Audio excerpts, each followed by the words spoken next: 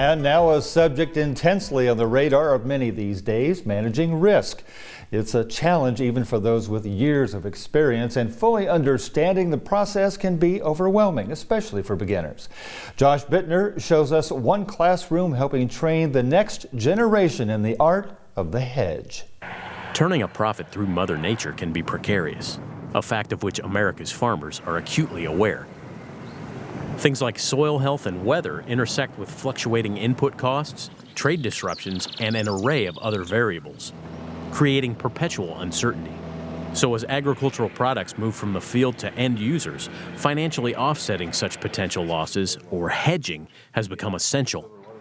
And the University of Idaho's Agricultural Commodity Risk Management Program is giving the next generation of traders, managers, and merchandisers a leg up securing operational viability while learning to maximize profits.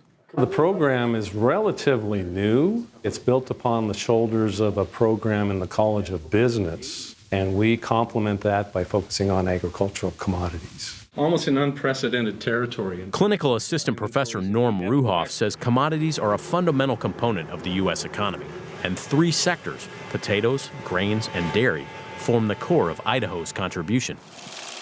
And by harnessing basis, the difference between the cash price of a commodity and its Board of Trade futures price, farmers can lock in prices and join speculators making money as markets rise and fall. What if we see an opportunity where basis weakens seasonally?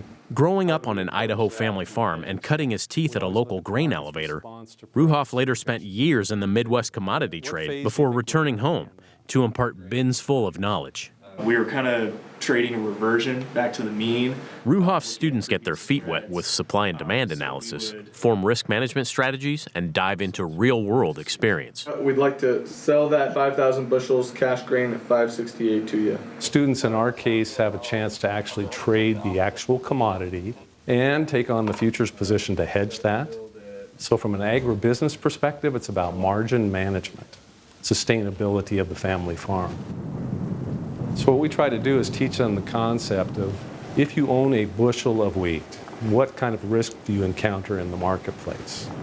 So once they buy that bushel of wheat, they can actually sell that back to the cash market, do nothing, be exposed to market risk, or hedge it.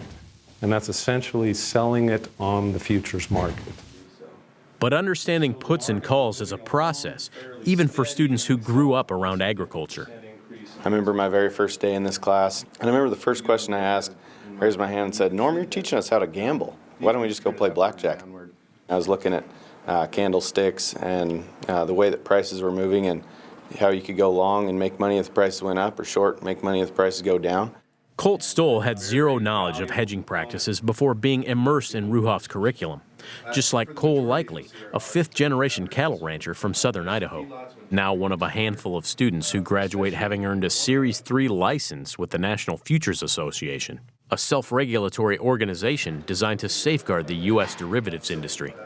It was a really big eye-opener, and it just captured me from the beginning. And ever since learning about it in Norm's very introductory class, I've just put everything I can into it to try to understand the industry more, so you can go back and help those ranchers manage their risk and stay sustainable. After graduation, Likely begins work as a cattle broker in Nebraska, while classmate Justin Chapman starts his career trading grain in North Dakota. I'm tickled pink about, the commodity markets and all the different moving parts of being a merchandiser, and also being able to connect with farmers and, just kind of learning about their traditions. Chapman and Bailey Storms both came to the Commodity Risk Management Program without a farming background, but have found intense personal and professional value from their education. I'm going in to be a credit officer trainee, and I am going to need to have a knowledge base of markets in order to most effectively help those customers. So that was something that was really important for me. The agriculture industry is bullish about the things happening in Moscow, Idaho. The school's graduates are sought out nationwide to trade commodities around the globe. Earlier this year, the Idaho Wheat Commission, an industry advocate dedicated to education, research, and market development, announced a $2 million endowment to help the University of Idaho expand its program by establishing a chair of risk management. Boy, did I get a lesson.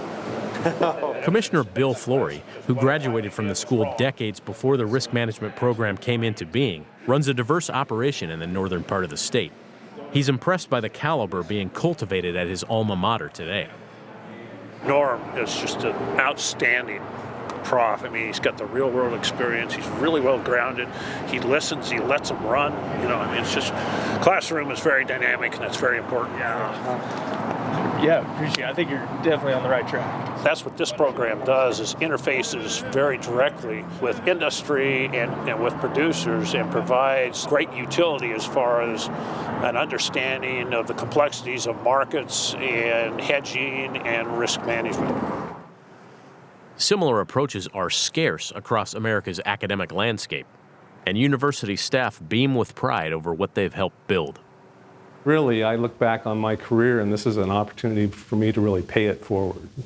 I'm a third-generation grain merchandiser, followed my father and grandfather into a small country operation. And beyond that, out of a family of 8 kids, 6 of us graduated from the university. So very proud to see what we're doing with our program and putting recognition out there for the University of Idaho. Managing risk, a lot easier said than done, especially right now.